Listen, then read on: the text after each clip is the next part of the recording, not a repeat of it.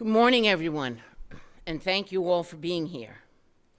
I'd like to start by acknowledging my talented prosecutors who are handling this case and who have worked side by side with our great partners in the Nassau County Police Department, including Commissioner Ryder and the Federal Bureau of Investigations, who are here with us today.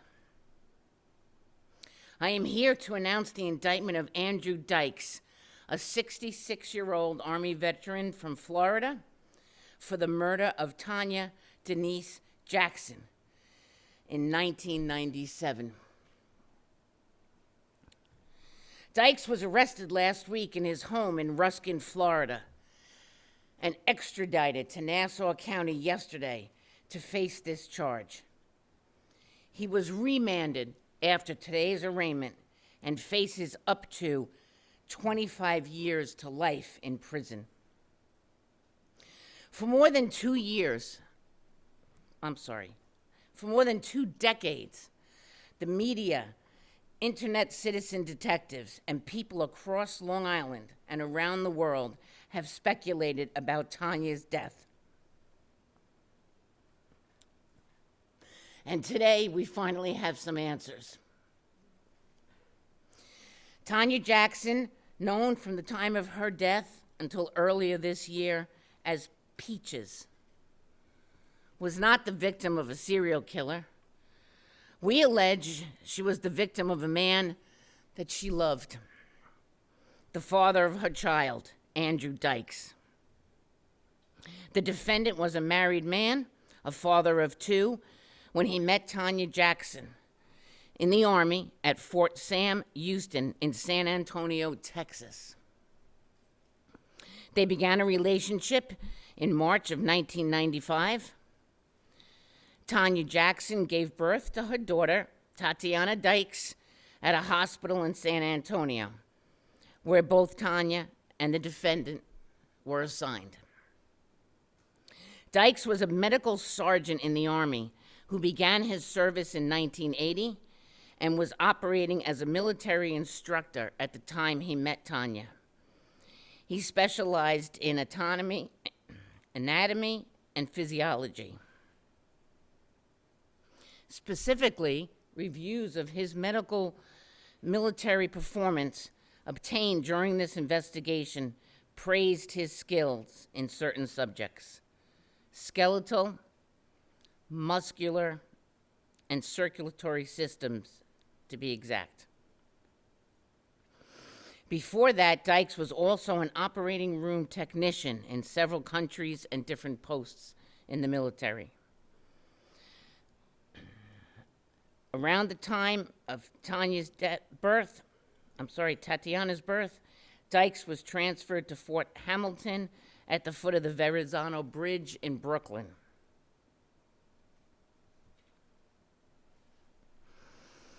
Tanya was no longer in the military service, and she decided to follow him to New York with their child to be with him. We know that she lived in an apartment in Brooklyn, and as far as we know, she worked at a doctor's office.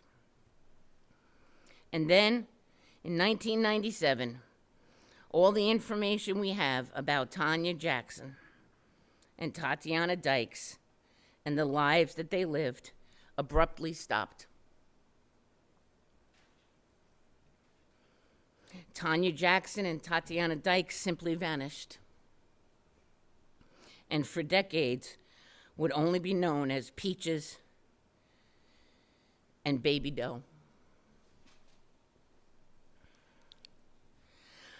When Tanya's partial remains were recovered by law enforcement in Hempstead Lake State Park in June of 1997, multiple DNA swabs were taken from her body and preserved.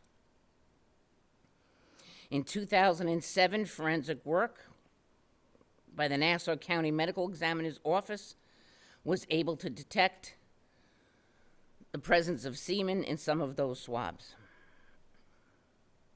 During the 2011 search of the Gilgo Beach area, Tatiana's remains and more of Tanya's partial remains were unearthed alongside Ocean Parkway in Gilgo Beach near Zacks Bay.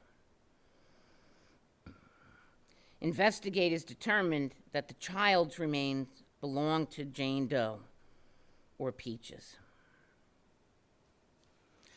And then the case ran cold again. Until 2023, through advancements in DNA technology and working with our partners in the Nassau County Police Department and the FBI, we were finally able to identify Peaches and baby Doe as Tanya and Tatiana. Investigators began putting together the little-known pieces of their lives, and that work led us to a person of interest by the name of Andrew Dykes. We were able to locate Tatiana's birth certificate, which confirmed that Andrew Dykes was her father. We spoke to family members and to friends.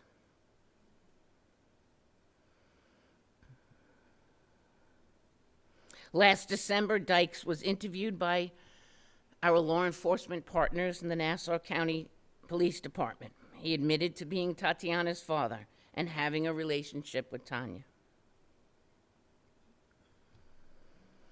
He told us he didn't know that they were dead. He said he made attempts over the years to look for them, but his story didn't add up.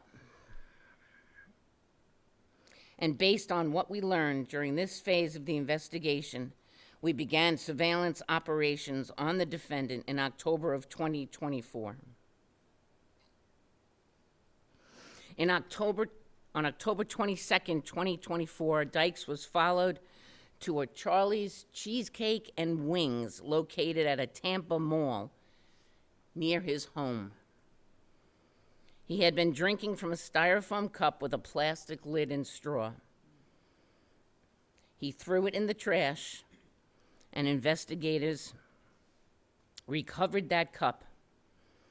Dykes' DNA was extracted from that straw and tested against the DNA found on Tanya in 1997. Results showed that Dykes was the contributor to those samples. Nearly 30 years after Tanya's disappearance, I believe, the mystery of her murder has finally been solved. The person responsible for ending Tanya Jackson's life can be prosecuted now for this unspeakable and grotesque crime. We have, as a Long Island community, have lived with the story of Tanya Jackson's murder for decades. I was working in this office in the County Court Bureau when Tanya's remains were first found. It was shocking. And when the police announced that the remains of a toddler were discovered related to Tanya, my heart broke. My own children were young then, 11, 13, and 16. Tanya was the victim of a vile and horrifying act of violence by a person, maybe the only person she thought she could trust.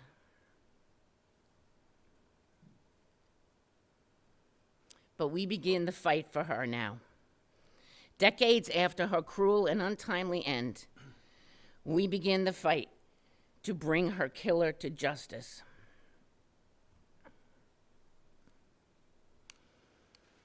And that's a fight that we take on proudly to bring justice for Tanya. I'm going to turn this over to Commissioner Ryder, and then we'll take some questions. Commissioner? Thank you. So on behalf of County Executive Bruce Blakeman, myself, we want to thank our great District Attorney, Ann Donnelly, for her continued pursuit to give our victims closure. I want to thank our great partners in the FBI, who are always standing side by side with the Nassau County Police Department. Our great homicide detectives that went on and kept going after this to give victims closure. Our great district attorneys who go out and work together hand in hand. This is a true partnership. But to the family, I want to say I'm sorry it took this long.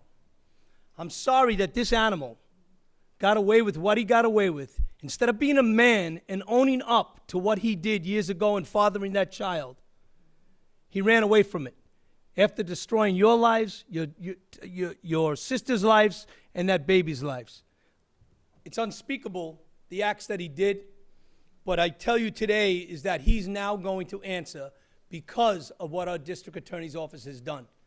And that animal will spend the rest of his life in jail thinking about that act. If he just owned up to fathering that child, we wouldn't be having this meeting here today. Thank you. Thank you, Commissioner. Any questions? It's been a long time, and, you know, in terms of humanizing the case, it would be perhaps helpful at all to make any comment about how you hope she's remembered, at least. Maybe come to the microphone, please. Yeah, that family doesn't want to speak. This is a very emotional time for them and really for all of us to finally bring some closure to this case. So, Know how they're related, please? yes, your Tanya's aunt, cousin, and her husband. Yes. He's charged with her murder. What about the baby's murder? Is he going to be charged with that, or? At this time, we don't have the evidence to go forward on a prosecution about Tatiana's murder at this time. I have been in touch with, and I work very closely with Ray Tierney, the Suffolk District Attorney, and we will continue to work together to try to see if we can find evidence to charge him with that. DA Donnelly, is it your belief that Sergeant Dykes is responsible for the death of the little girl, Tatiana? Call him Defendant Dykes, not Sergeant Dykes. Okay. Yes, He yes, doesn't deserve that. You believe he killed the baby as well? I do. In a very different fashion, though. The baby was intact, but you believe that they were killed at the same time, roughly? I believe they would have to have been. How was he familiar with the Long Island area and? Well, he was living in Brooklyn. I don't know if I don't have any information on whether he, ever came out to the beaches here on Long Island, which many families do. He was living in Brooklyn, he was married, he had children. For so many years, we identified her as so-called Peaches. Do you now have any more information about what that tattoo meant to her, or what it was? No, I don't think we do. This case was originally part of the Gilgo group of, bodies, and so many cold cases do go unsolved. In a sense, did the publicity around Gilgo propel this case, which is certainly no less significant than Gilgo was? But in what sense do you feel, I guess, the publicity around Gilgo kind of also lifted this case to public eye? I'm going to tell you something honestly. I don't think it was Gilgo that lifted this case. It was me. It was my office, in conjunction with Commissioner Ryder, that I said we need to keep working on these, so-called cold cases. We had been working on it before Gilgo, before the publicity, and we continued to work on it after. Did the task force contribute to the investigation in this case to help you get this? The FBI task force? Well, the Gilgo Beach task force. Did they contribute at all to your investigation? Everybody contributed to this. The FBI, the task force, the police, the Nassau County Police Department, everybody contributed to this. And you think the location of the bodies was purely coincidental?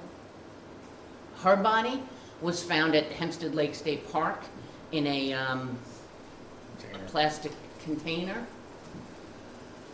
Oh. Why she was dumped or put there, I can't answer. DA Donnelly, I think the reason people were shocked when we heard that this arrest was taking place was Primarily because the baby, Tatiana, was found so close to an alleged Gilgo victim, Valerie Mack. They were very close together on the eastern end of Ocean Parkway. And, you know, so some people are not willing to accept, and you kind of made reference to this, the web sleuths, that this doesn't have a Gilgo connection. Gilgo Beach can be described as a dumping ground. There are a number of bodies that are not connected to the Gilgo Beach killer. It's a wasteland out there. It's probably a good place to drop a body of fish.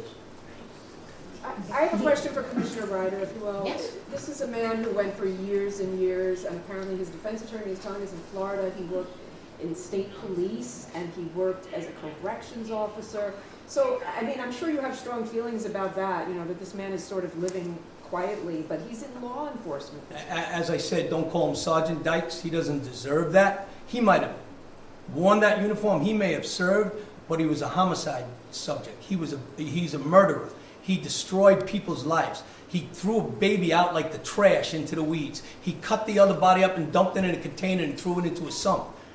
What kind of man does that? All he had to do was own up to his act. He fathered a child, man up, and we wouldn't be here today and destroyed these families. If it wasn't for this district attorney and if it wasn't for this FBI partnership along with these homicide people, we would not have given closure to that family. But today we did.